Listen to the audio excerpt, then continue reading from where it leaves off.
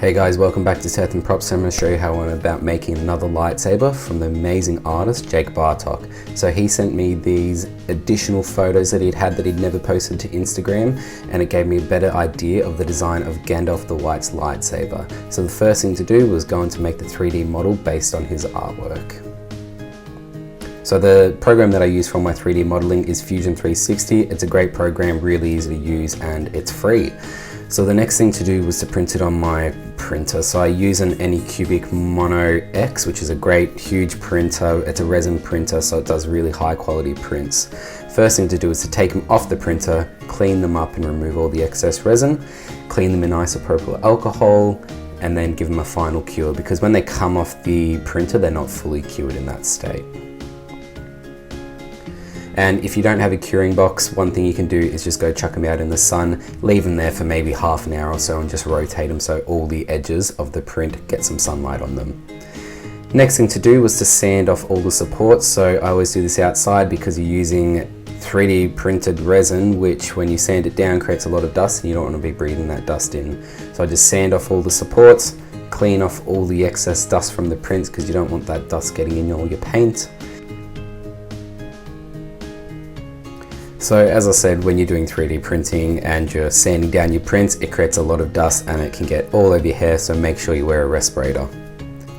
And I just give them one final cure in the sun because there might have been some areas covered by the supports that didn't get fully cured the first time. So I have these couplers that I use in my lightsaber designs. I get them from a local hardware store here. They're 25mm couplers for conduit. I sand them down just a tiny bit so that they fit a lightsaber blade.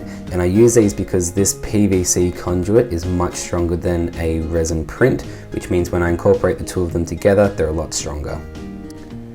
And I just cut off the excess of the coupler because I don't need the full length of it for the lightsaber.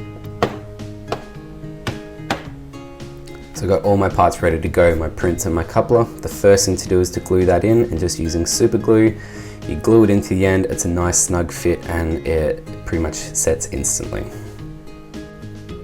The next thing to do is to glue the handle onto the top emitter section, and just when doing this, make sure that it lines perfectly, otherwise the electronics won't slide up into the lightsaber very easily.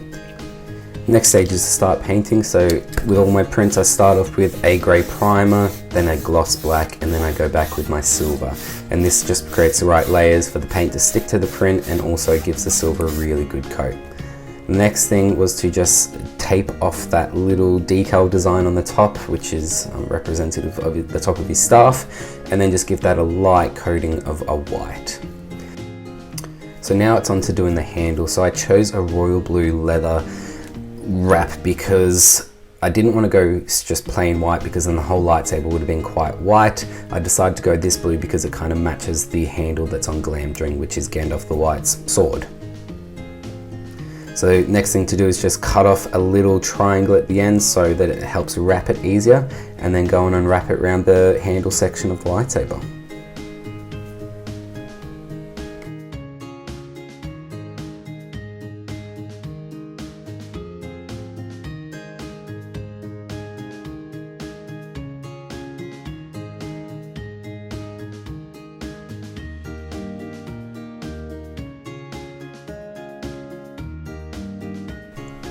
So once you've done that, you'll have a little bit of excess around the end of it, so just go with scissors and make sure you cut it flush to the end of the lightsaber. So now that the leather wrap is done, it's time to start weathering this lightsaber. So I start off with a dark wash, which involves just getting some black acrylic paint, watering it down, and then smothering it over the entire lightsaber. You want to make sure you get in all the nooks and crannies with a lot of paint, and then you go back with a paper towel and wipe off all the excess, and this just leaves extra dirt and grime in all those nooks and crannies. Next stage is to start doing the highlights. So I take my chrome Tamiya silver paint and do a dry brushing method. So this involves getting a little bit of paint on the end of the paintbrush, wiping the majority of it off, and then going back and hitting all the highlights so it acts as all the scratches and natural wear to the lightsaber. And with that, the lightsaber's done. And there we go guys, that is the complete saber. It was a pleasure to work on another one of Jake Bartok's artwork designs. Thank you very much to him for allowing me to make this one, and I hope you guys enjoyed.